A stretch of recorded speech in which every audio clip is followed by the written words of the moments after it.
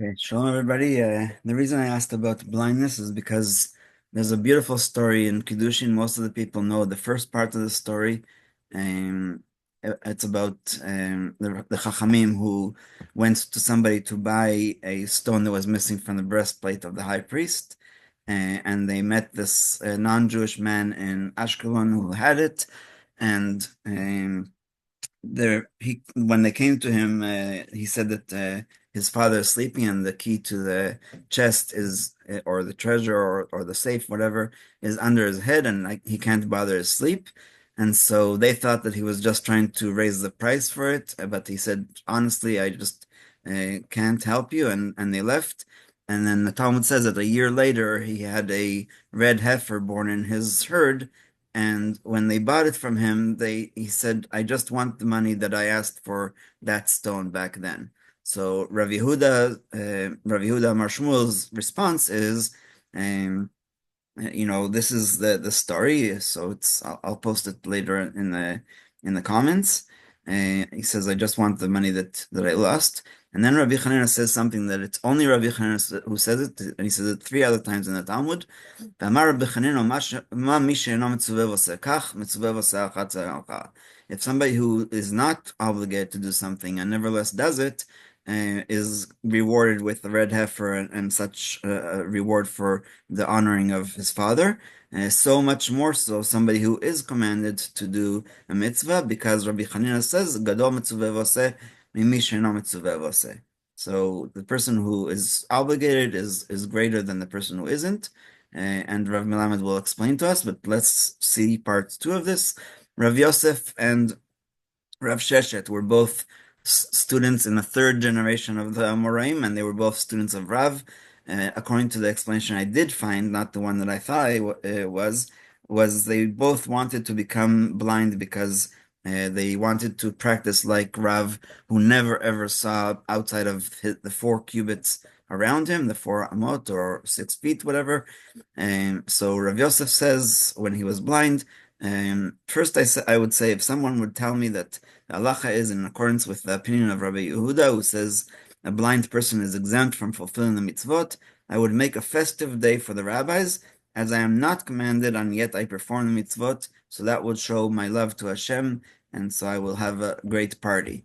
Um, this means my reward is very great. Now that I have heard what Rabbi Hanina says, greater is one who is commanded to do a mitzvah and performs it than one who is not commanded to do a mitzvah and performs it. On the contrary, if someone would tell me that the halacha is not in accordance with the opinion of Rabbi Yehuda, and a blind person is obligated to do mitzvot, I would make a festive day for the rabbis for that teaching. And incredibly enough, we are learning this in Parshat Lech Lecha. The explanation of the Vilna Gaon for why Avraham Avinu waited to be circumcised is because of this same exact halacha, that one is greater who does the mitzvah and because he's commanded, as opposed to someone who isn't. And there's also a technical issue, which is that you can't do it again, meaning every other commandment I can do it when I'm not commanded, and then I can do it when I'm commanded. But the Brit Milah is only a one-time deal, and so that's why he waited until the age of 99 to be commanded to do the circumcision.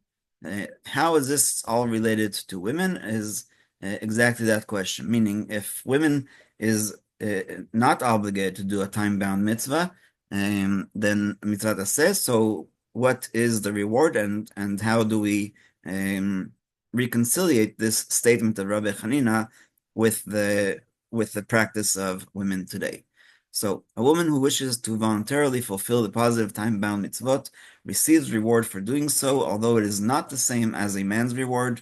As Rabbi Hanina states, greater is the reward for one who is commanded to do and does not and does than one who is not commanded and does.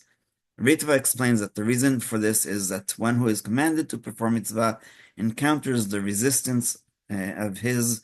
I think there's words missing here because the same Vilna Gaon explains that the Yetzer Hara stands in your way, And so the Yetzer Hara only fights you, the evil inclination only fights you when you are doing something that you're supposed to do, but he will not fight with you if you're not. Therefore, the reward is greater, as the sages say, "L'fum tzara agra," according to the torment or the pain that you go through in order to do something, is the reward. However, the Rishonim disagree about whether a woman may recite the blessing on these positive time-bound mitzvot, and we'll see that the practice is for Ashkenazim especially to say it, and I'll just skip to where it says V'tzivanu regarding the phrasing of the bracha. There is no concern because the word in the bracha is not V'tzivani, meaning in the singular, but rather Vetzivanu commanded us in the plural, and all of the people of Israel are included in this mitzvah, and women are of course part of it. We would not have the Jewish people without the women. They may therefore praise and thank God for sanctifying Israel through the mitzvah, and Ramah rules accordingly, and this is the practice among Ashkenazim and also many Sephardim. Rav Ovadia Yosef had something about girls' schools, the Sephardi Beis Yaakov, and so that I just wanted to point that out. And just to go on to the next halacha, the next one, the next after that. So we already spoke about Musaf, and so we'll conclude this chapter with Torah reading. So women, the reason why women say Birkot Torah is because they study Torah to know how to keep the mitzvot. Actually, yeah, so he gives us also a list of all kinds of things. So, basically, a woman is mitzvah of all the mitzvot aseh, the Rabbanan, that are time bound, like lighting Shabbat candles and lighting Hanukkah candles, and the Oraita ones of eating matzah and all that, because they all were part of those miracles. So I'll agree that women are exempt from Torah reading on weekdays and holidays. However, on Shabbat, according to the Magen Avraham, women must hear the Torah reading, for the sages instituted that the whole Torah must be heard through the course of the year, but it's obligation of the community. Nevertheless, according to the overwhelming majority of poskim, women are exempt from Torah reading on Shabbat, since this is a time-dependent mitzvah, and this is indeed the practical halacha. So I'll just give the list, and I'll go back to find the exact list. There's mitzvot that are really only for men, like Bal Takif, shaving the beard with a razor, or and also others, and of course the mitzvah of Taharat HaMishpacha is only for the woman, and the woman also is obligated to do Hafreshat Chala and Trumot Masrot, even because those are not time-bound mitzvot. And last but not least, all of the mitzvot lo ta'aseh, a woman is obligated in, because we can't say just because you're a woman, like let's say, fasting on Yom Kippur, or not eating chametz on Pesach. They are time bound, but they're not positive commandments. They're negative commandments. So a woman doesn't have to, of course, transgress those commandments in order to do that. And one last question that I always talk about when coming to a mitzvah that's specifically for men and specifically for women. There's a mitzvah in Pashat Ki Tetzeh, which is lo yilbash, that a man should not wear a woman's clothing and a woman should not wear man's clothing. So that's two separate mitzvot, one for men and one for women.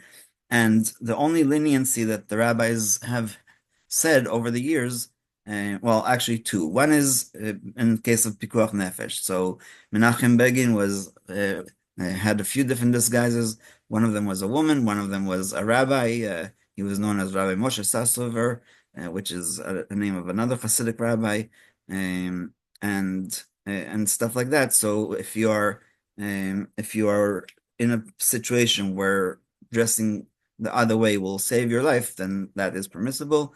But the other one is for Purim, because everybody knows who you are. We are allowed to dress up as women, and women are allowed to dress up as men. And so I think that we will conclude here.